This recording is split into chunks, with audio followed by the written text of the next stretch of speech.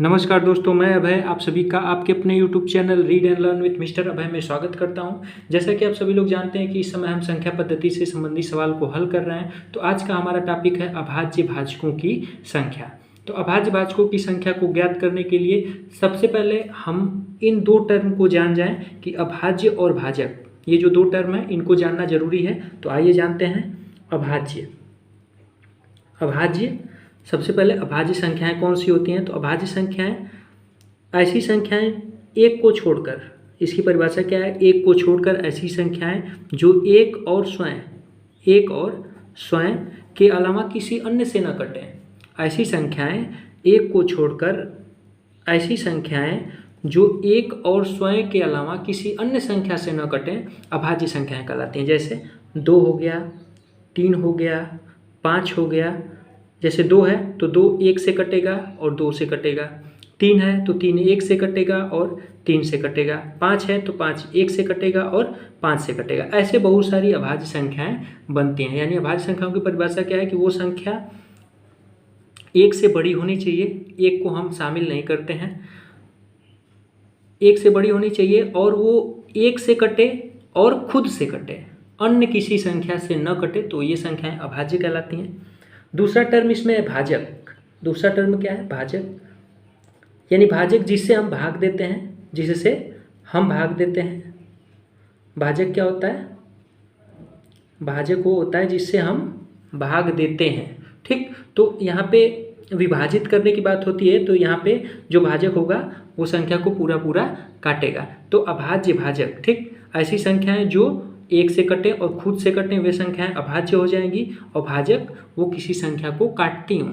तो हमें भाजकों में से इस प्रकार की संख्या को क्या करना है? खोजना है। यहाँ पर हमको एक बात समझ लेनी है कि अभाज्य भाजक और कुल भाजक दोनों में थोड़ा सा अंतर है। अभाज्य भाजक और कुल भाजक दोनों में थोड़ा सा अंतर है और इसी अंतर को लेकर परीक्षा में हमारे प्रश्न पूछे जाते हैं और हम अक्सर गलतियां कर देते हैं। क्या अंतर है? कुल भाजक और अभाज्य भाजक में थोड़ा सा अंतर है। आइए इस एग्जाम्पल से हम इसको समझते हैं कि 6 के अभाज्य भाजकों की संख्या बताओ, या 6 के भाजकों में कितने अभाज्य भाजक होंगे। तो सबसे पहले हम 6 के कुल भाजकों की संख्या को ज्ञात करते हैं। तो 6 देखिए किससे किससे कटेगा? 6 1 से कटेगा, 6 2 से कटेगा, 6 3 से कटेगा और 6 4 से कटेगा। तो यहाँ पे कुल भाजक जो होंगे, ये जो कुल भाजक हैं वो हो जाएंगे 4। 1 2 3 4, यानी 6 के कुल भाजक कितने हो गए? 4। यानी 6 4 संख्याओं से पूरा पूरा कटेगा। अब बात आती है अभाज्य भाजक की। तो यहाँ पे हमको देखना है कि 1 2 3 4 तो संख्याएं ऐसी हैं जो 6 को पूरा पूरा काट रही हैं, लेकिन इसमें से अभाज्य संख्याएं कितनी हैं? देखिए, 1 तो हमारी परिभाषा में शामिल ही नहीं होता, तो 1 तो होगा नहीं। 2 देखिए, 2 अभाज्य है। 3 भी देखिए अभाज्य है और 6 देखिए भाज्य है, तो ये भी नहीं होगा। यानी इस 6 के 4 अभाज्य भाजक हैं, 4 भाजक हैं, लेकिन उसमें से 2 जो हैं वो अभाज्य भाजक हैं। तो कुल भाजक और अभाज्य भाजक में क्या अंतर है कि कुल भाजक में भाज्य भी होंगे, अभाज्य भी होंगे, लेकिन अभाज्य भाजक जो होंगे वो 1 से कटेंगे और खुद से कटेंगे। तो ये 6 के 4 भाजक हुए और जिसमें से 2 ऐसे भाजक हैं जो अभाज्य हैं। तो हम अभाज्य भाजक निकालेंगे कैसे? अगर ये तो छोटा है तो हम इसको निकाल लिए, लेकिन अगर हमारे परीक्षा में आ गया कि अभाज्य भाजक निकालना कैसे है, तो हम इसके लिए क्या करेंगे? पहले 6 का हम गुणनखंड करेंगे। तो 6 का गुणनखंड हो जाएगा 2 गुणे 3। 6 का गुणनखंड क्या हो जाएगा? 2 गुणे 3। अब देखिए, ये अब हमको ये बताना है कितनी तरह की इसमें अभाज्य गुणनखंड आते हैं। तो देखिए, एक तरह का तो एक ये हो गया और एक ये हो गया, तो कितनी संख्याएं हो गई? 2। यानी हम सबसे पहले दी गई संख्या का गुणनखंड कर देंगे और गुणनखंड में गिन लेंगे कि कितने तरह के अभाज्य भाजक हैं। तो यहाँ पे 1 और यहाँ पे 1 1 1 2, तो हमारा आंसर हो जाएगा 2। तो जो हमारी परीक्षा में जो सवाल आते हैं वो बड़े बड़े सवाल आते हैं, छोटे छोटे नहीं होते हैं। तो आइए देखते हैं जैसे एक सवाल आपके सामने है 675 के अभाज्य भाजकों की संख्या बताइए। तो हम पहले 675 का गुणनखंड निकालेंगे। तो 675 का गुणनखंड आप यहाँ पे निकाल सकते हैं। तो इसको ये देख लेना है कि किससे कटेगा। तो 7 5 12 6 18, 18 3 से कटा तो ये संख्या 3 से कटेगी। तो 3 दूना के 6, 3 दूना के 6, 3 पचे 15, 3 सते 21 और 3 पचे 15। 3 से फिर कटेगा, 3 दूना 6, 3 पचे 15, फिर 5 से कटेगा, 5 पचे 25 और फिर 5 से कट जाएगा 5 एकम 5। ठीक, तो यही इसका गुणनखंड हो गया। इसको हम लिख लेंगे 3 गुणे 3 गुणे 3 गुणे 5 गुणे 5। ठीक, अब देखिए, अब इसको हम घात के रूप में कन्वर्ट कर लेंगे। ये 3 है, 3 के पावर क्या हो जाएगा, 3 हो जाएगा, गुणे 5 है तो 5 के पावर 2 हो जाएगा। ठीक, अगर हम घात के रूप में कन्वर्ट नहीं करते हैं तब भी हमारा काम चल जाएगा। अब हमको ये बताना है कि इसमें इसके गुणनखंड में कितने तरह के अभाज्य भाजक हैं। तो 2 तरह के, एक तरह का 3 है और एक तरह का क्या है, 5 है। तो हमारा उत्तर हो जाएगा अभाज्य भाजक।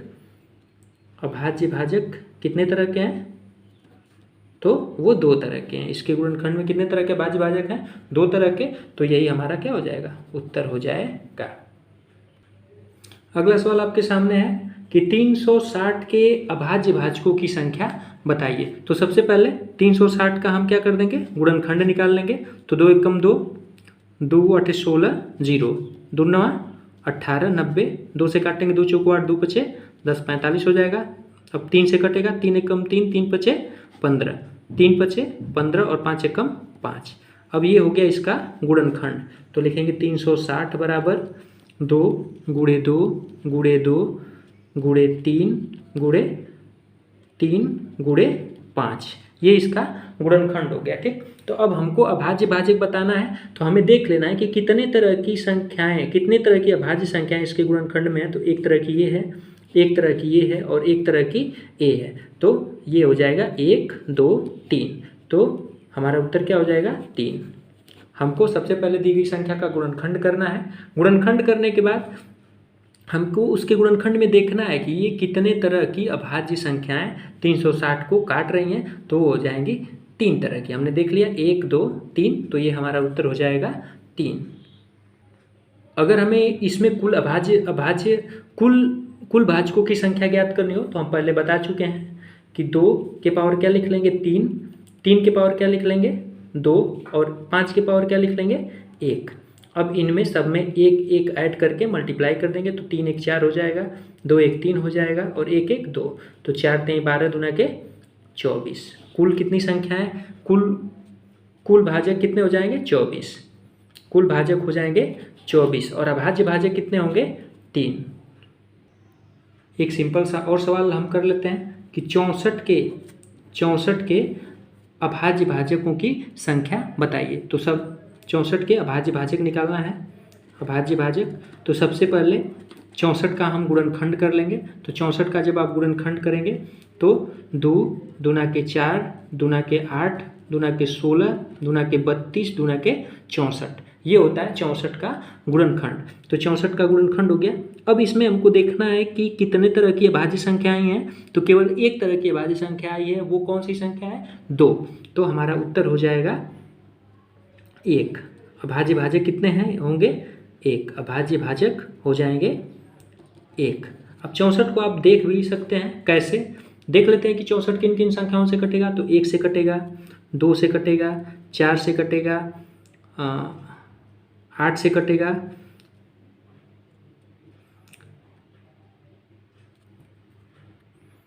8 से कट गया। अब 16 से कटेगा, 32 से कटेगा और 64 से कटेगा। यानी 64 1 से कटेगा, 2 से कटेगा, 4 से कटेगा, 8 से कटेगा, 16 से कटेगा, 32 से कटेगा और 64 से कटेगा। अब देखिए इसमें कुल भाजकों की संख्या कितनी हो गई, 1 2 3 4 5 6 7। कुल भाजकों की संख्या हो गई 7।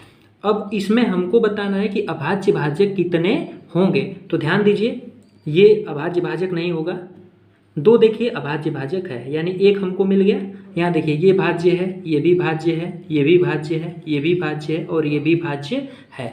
तो हमारा उत्तर क्या हो जाएगा, 1। तो अभाज्य भाजक और कुल भाजक में अंतर है, इस अंतर को आप समझ गए होंगे।